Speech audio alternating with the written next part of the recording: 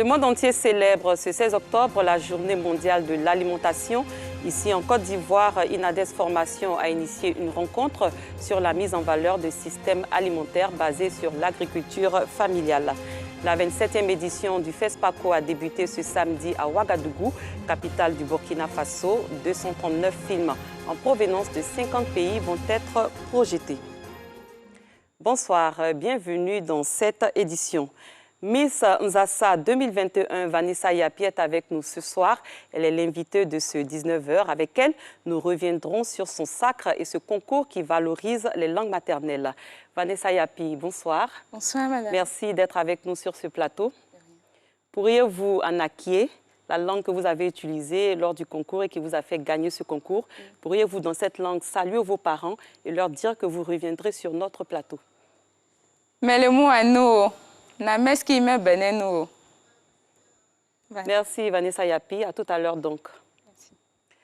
Ce 16 octobre est dédié à l'alimentation, une journée sous l'égide du Fonds des Nations Unies pour l'alimentation FAO et qui permet de plancher sur les structures qui régissent la production, la distribution et la consommation des aliments que nous consommons. Ici, en Côte d'Ivoire, Inades Formation était face à la presse pour dévoiler sa stratégie sur la mise en valeur du système alimentaire basé sur l'agriculture familiale pour une alimentation saine, durable et suffisante pour tous. Le point d'Assitan Diarra, Abdoulaziz Guira et Alassane Drabo. Dans le monde, 3 milliards de personnes n'ont pas les moyens de s'offrir une alimentation saine et équilibrée. En Côte d'Ivoire, 70% des enfants sont anémiés à cause de la mauvaise alimentation.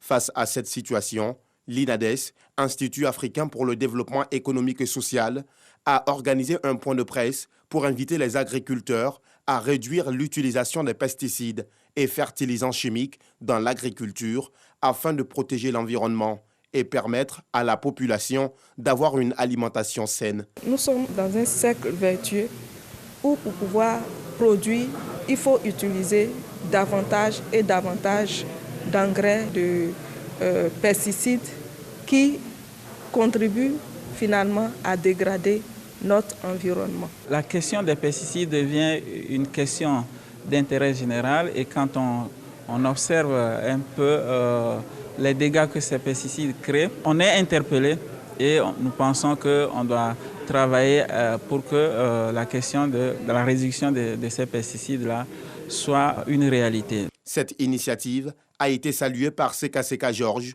agriculteur formé par l'INADES Formation.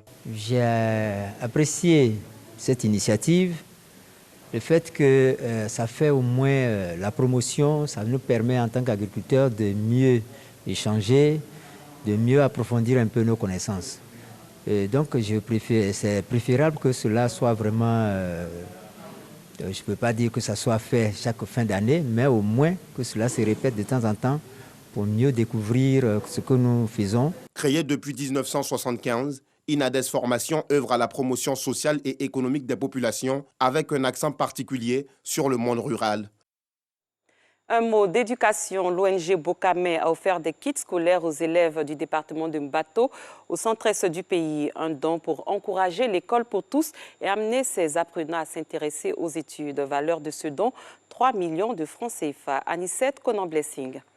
Scolaires composés d'ensembles géométriques, des sacs et des cahiers ont été remis aux élèves du département de Mbato. Une cérémonie de reconnaissance initiée par l'ONG Bokame qui vise à récompenser les meilleurs élèves du département. Je suis heureuse d'avoir ce prix. Je dis merci à l'ONG Bokame. Je dédie ce prix aussi à mes parents, à mon répétiteur, aux enseignants de l'EPV, la maternelle et résidentielle. J'invite mes amis à travailler comme moi. L'ONG Bokame veut, à travers ses dons de kits scolaires d'une valeur de 3 millions de francs CFA, emmener les élèves à s'intéresser aux études et surtout aider les parents à bien encadrer leurs enfants. Ce geste encourage les élèves, nos enfants à mieux travailler. Je veux saisir de cette occasion pour dire que l'école enseigne, l'école apporte la connaissance. Mais nous, les parents, nous devons faire le relais de cette connaissance à la maison. et puis aussi, comme on appelle, apporter l'éducation qu'il faut pour que nos enfants puissent réussir dans leurs études. Nous sommes à notre 4e action. Nous avons formé des femmes au niveau d'Agna sur la transformation du cacao. Nous avons distribué des kits sanitaires lors de la Covid en 2020 à Abobo.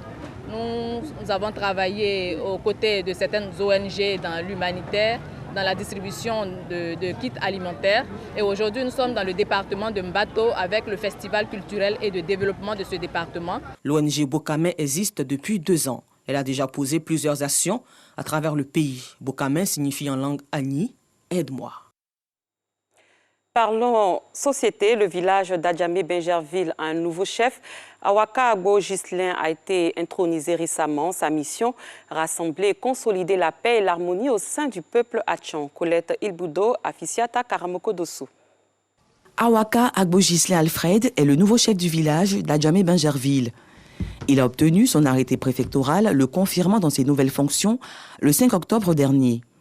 L'information a été donnée officiellement lors d'un point presse. Ce matin, pour présenter le chef du village, le nommé Awaka Agbo Ghislain Alfred, qui depuis le 5 octobre 2021 a reçu son arrêté de nomination des mains du préfet d'Abidjan. Il est donc impérieux pour nous de le présenter à l'opinion nationale qu'internationale. Koko Ayaki Germain, chef de la catégorie Tchagba à Soukro, a donné les critères, le mode et le processus de désignation d'un chef en pays Atchan. Il est important pour nous de faire un flashback ou un retour en arrière sur le processus qui a conduit à sa désignation. Le premier critère, son père doit être un Nyando, parce qu'il s'agit de la génération Tchagba qui doit avoir les rênes du pouvoir. Ensuite, il doit savoir manipuler notre langue locale qui est Incan, on appelle communément les briers. Ensuite, il doit avoir une maîtrise parfaite de notre tradition. Et enfin, il doit avoir de bonne probité et de bonne moralité. Selon lui, Awaka Agbo Ghislain Alfred a été désigné par les Tchagba et confirmé par les aînés Dougbo, puis Nyando, selon les us et coutumes chez les Atchans. Le nouveau chef Awaka Agbo Ghislain Alfred invite les autres générations Atchans à l'union et l'entente. Nous avons un bien commun qui est Adjamé-Benjerville que nous voulons développer. Nous avons un trésor qui est nos us et coutumes que nous devons respecter. Je demande à tous nos frères et sœurs du village d'un temps soit peu mettre un peu d'eau dans le vin. Awaka Agbo Ghislain Alfred a traduit sa reconnaissance aux autorités et ses devanciers pour la confiance placée en lui et promet de se mettre au travail pour le bonheur du peuple Atchan. Ce concours vise à promouvoir la culture africaine, notamment les langues maternelles. La 7e édition de Miss Nzassa 2021 s'est tenue le samedi 9 octobre dernier au Palais de la Culture à Trècheville. Il est initié par Bénédicte Akon. 16 candidates étaient en lice. Elles ont été évaluées sur leur capacité à s'exprimer dans leur langue maternelle. Thème retenu, l'entrepreneuriat féminin et le digital. La gagnante de ce concours est Vanessa Yapi. Elle s'est démarquée par sa prestance, sa tenue traditionnelle. Elle est repartie avec des produits cosmétiques d'une valeur d'1 million de francs CFA. Elle est désormais la nouvelle ambassadrice de la langue maternelle, au moins durant son mandat. Vanessa Yapi, merci de nous avoir rejoints à nouveau. Comment vous sentez-vous après votre sacre? Je me sens bien. Déjà, il faut dire que c'est pour moi un grand honneur de porter la couronne de l'Afrique et surtout des langues maternelles. Voilà. Et pourquoi avoir choisi de participer à un tel concours basé sur les langues maternelles? Parce que je suis une vraie femme africaine et je pense que quand tu ne sais pas où tu vas, tu dois au moins savoir d'où tu viens. Et moi, je suis africaine. Je suis fière de faire partie de la terre africaine. Et c'est cela que représente de façon générale pour vous la culture africaine? Bien sûr. Et quelle est son importance pour vous? Pour moi, la culture africaine est vraiment importante parce que c'est mon identité remarquable. Voilà. Je me sens africaine quand je me vois dans les tenues africaines, tout et tout. Donc voilà ce que je peux dire. Et vous êtes désormais, au moins pour la durée de votre mandat qui est d'1 an, vous êtes désormais ambassadrice de la langue maternelle. Qu'allez-vous faire concrètement pendant votre mandat? Voilà, le sujet que j'ai choisi, sinon le thème qui va m'accompagner durant ces 1 an, c'est de consolider la cohésion sociale à travers les cultures africaines. C'est-à-dire un Bété, quand il voit son frère Baoulé, il doit pouvoir lui dire bonjour. Un Natier doit dire bonjour, un Malinké, ainsi de suite. Voilà. Et pendant votre mandat, ce sera votre seule activité? Non. Qu'est-ce qu'il y a au programme? Il y a aussi des programmes en ce qui concerne des dons dans les ONG. Voilà, aller voir les orphelins, faire des dons, tout et tout. Et surtout, promouvoir la culture africaine, la langue maternelle. Vous allez promouvoir cette culture auprès de qui? De quelle catégorie de personnes? Surtout les jeunes.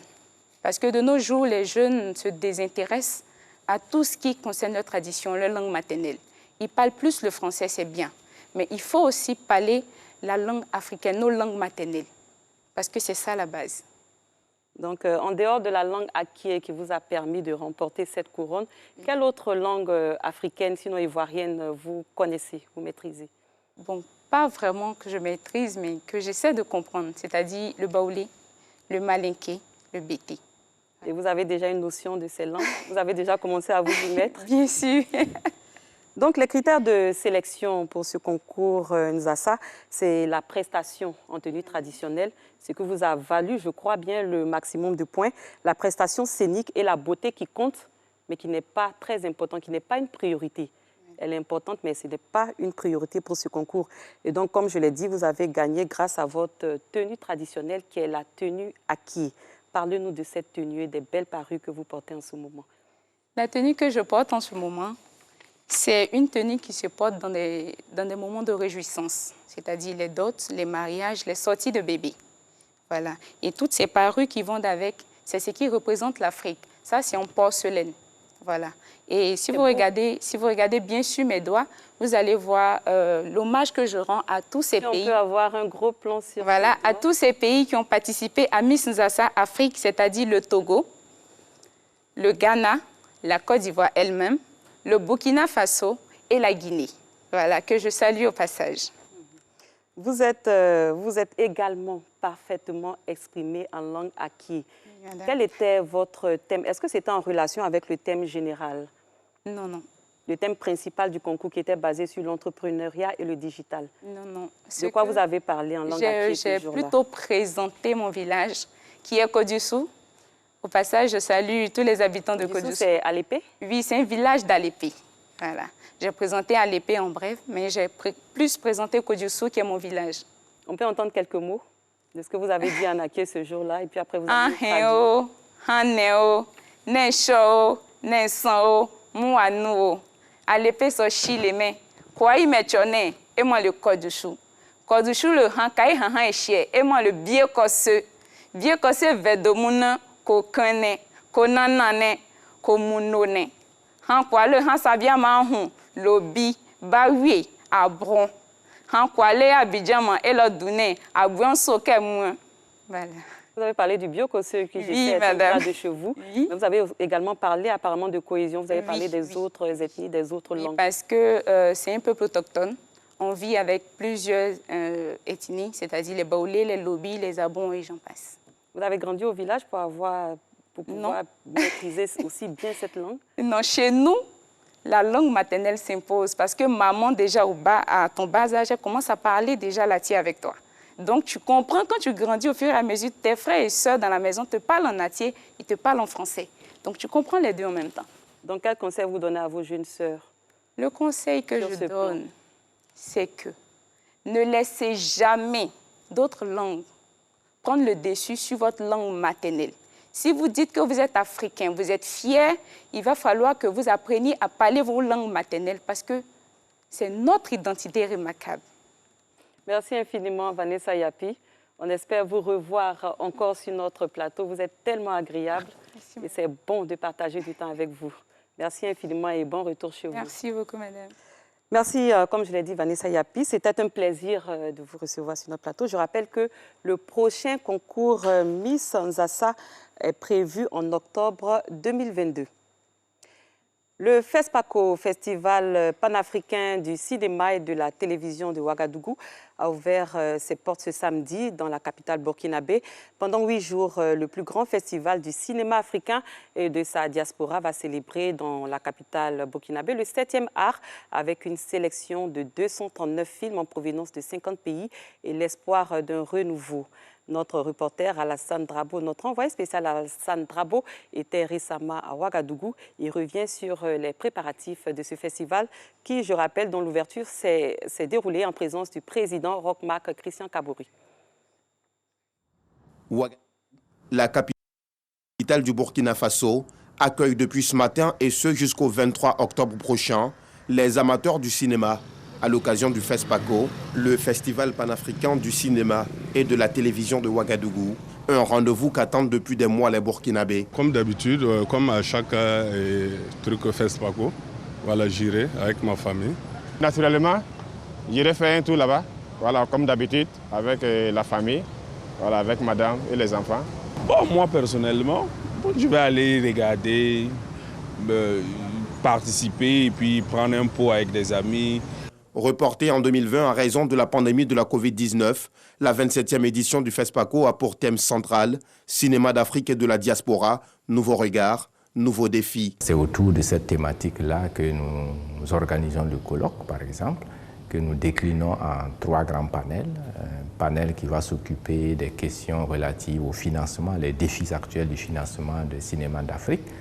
Et un autre panel qui va s'occuper des questions de distribution, d'exploitation et surtout des orientations thématiques et esthétiques.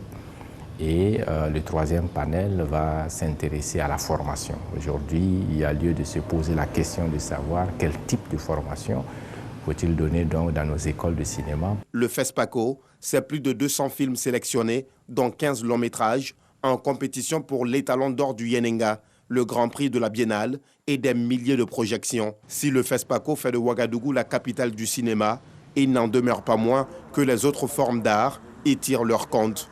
Nous nous sommes rendus au village artisanal pour voir comment les artisans accueillent cette 27e édition.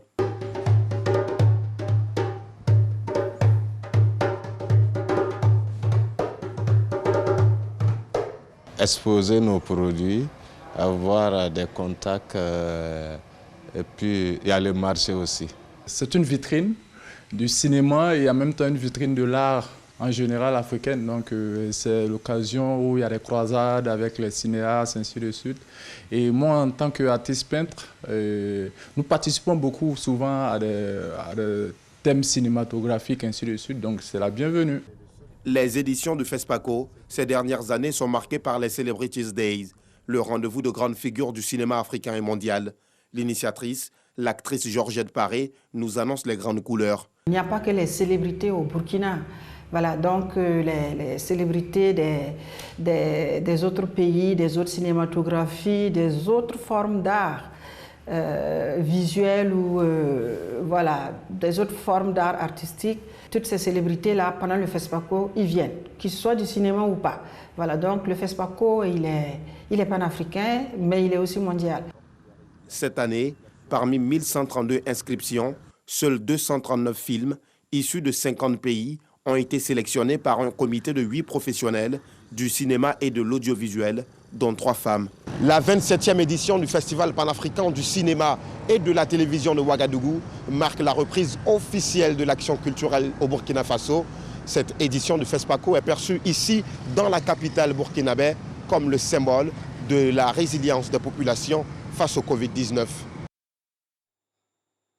Qui succédera donc au Rwandais Joël Karakezi qui avait remporté l'édition 2019. Nous le saurons ce 23 octobre qui marquera la fin du FESPACO. Fin de cette édition. Merci d'avoir été des nôtres. Excellente soirée. À demain à la même heure.